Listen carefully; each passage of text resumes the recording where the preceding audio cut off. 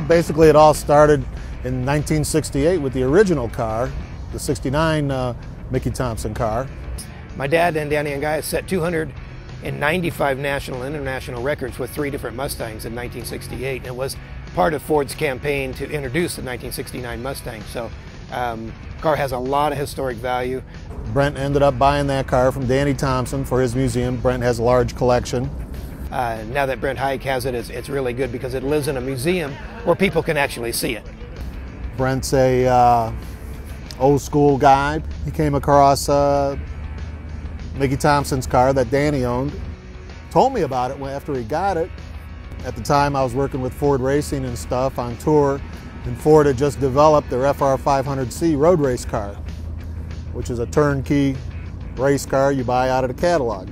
I thought it'd be kind of cool to get this FR 500 painted the same color as the original Mickey Thompson car, like a tribute car, and let's go back to Bonneville. But the toughest thing was getting an FR 500C because those were going out to road race people. We were on the table for like 2, maybe 3 months waiting to get our hands on a car, you know, bucking the system, and lo and behold, out of nowhere we got a car. I don't know how it happened. We hit some button somewhere when we told people what we wanted to do, because most people thought we were like, you know, off-center to try to do something like this. We kind of put together a game plan and a proposal, talked with some of the people up in Ford, told them what we wanted to do, and we got the car. We wanted to bring it in the 40th anniversary of what Danny Thompson's dad did in cc'S, do it here at 2008. I introduced Brent to Paul at SEMA.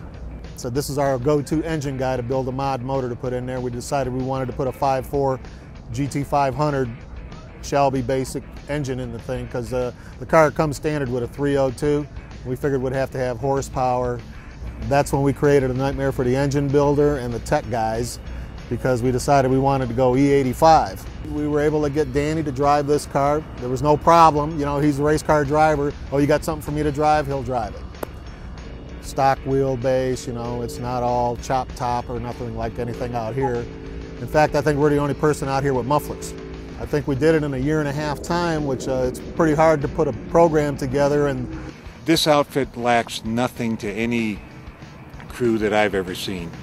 It's a road racing car, it's a NASCAR person, it's drag racers, it's everything at that point in time. But one thing transcends all of that. They're hardworking and they want to win. And I'll put them up against anybody, any place, anytime. Ford helped us with technical support, parts. Dev, our tech guy, I mean, that guy, we can't even run the car nowhere unless we got these guys with us because they got all the computer gizmos and everything. We're old school. We think carburetors, put the key in and go, you know. We can't do nothing without those guys. The nuts and bolts of the thing are the same. It's all the control side of it. The engine management. It's not like the old days. You grab a handful of distributor and crank some lead in. Yeah, that sounds good, and go. If it didn't work, well, you know. Try something else. Yeah, same way. Valve lash. Change the valve lash to add or take away cam. That's all you had to work with. Oh, it's pretty bitchin'. It's this is going on the cover of Hot Rod's December 2008 issue, and in there we also have a big story on Mickey Thompson, a photo essay of who he was, why he was significant, and just what he meant to hot rodding. And it's nice to have all this come together, these two cars, his old Mustang that ran out here in 1968 and this new 2008 Mustang. Hot Rod's waiting on us out there to do the photo shoot, hopefully get our cover shot with these two cars. And we thought, well, it was going to be about a 20-minute warm-up, turned into about a 3-hour deal, huh, Paul? And anyway, tightened the master cylinder back up, and now the brake pedal is rubbing on the firewall. We've got some alignment issues, but about to get it worked out. In about 20 minutes, we're going to roll out on the salt and do our photo shoot, I hope.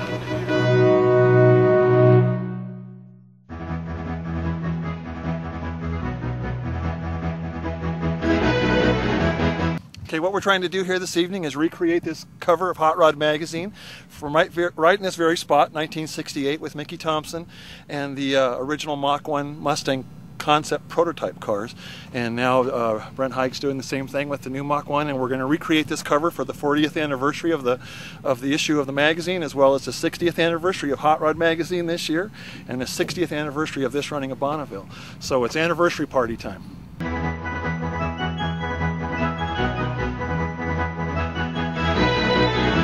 Yeah, if you could just move the palm tree a little to the left.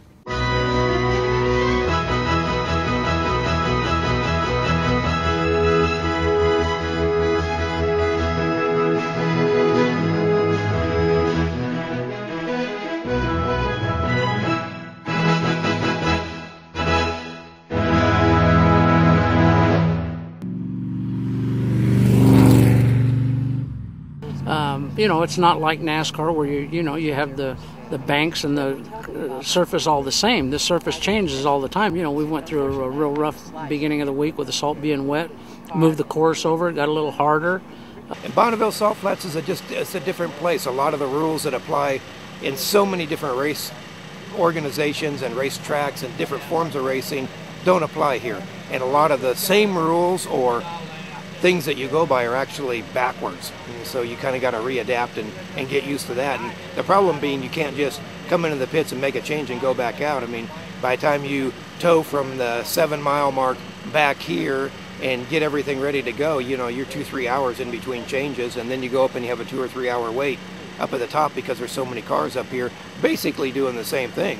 And, you know, so it might take 5 or 6 hours to do a turnaround to get another run in. So that doesn't enable you to get a whole lot of runs. So you try at least to make all of your changes be effective, and more than likely they won't be. The car's brand new. It's never been out. The driver's never been in the car. Hell yeah, I'm happy. Hats off to you guys, because you did come up here with a stock-bodied vehicle. Right. The motor's in the stock location. It's a production vehicle, and it was on E-85. And to run 254 miles an hour on it in a stock-bodied car, that is awful fast. We've talked to a lot of guys since we've been here. A lot of them take 2 to 5 years to even get close. The first 3 years I was here, I never got to the other end. Then the 4th year I was here, I got down to the 7-mile mark. I was still on the gas, and the inspectors came over and were yelling and screaming at me, and they said, "Hey, you have to back off at the 5-mile mark. You can't run it all the way to the 7 and pull the chute." I said, I didn't know. I'd never been down there yet. So for us to get to the impound lot with a new car, new chassis, and a new crew, I'm more than pleased with. You know, for what we've accomplished this far in a week is huge, absolutely huge. So. We still have, you know, the E-85, still the fastest Mustang on the planet, so that's good. This is great. Just 68 all over again, only a lot faster. Yep, we're good. You let her idle.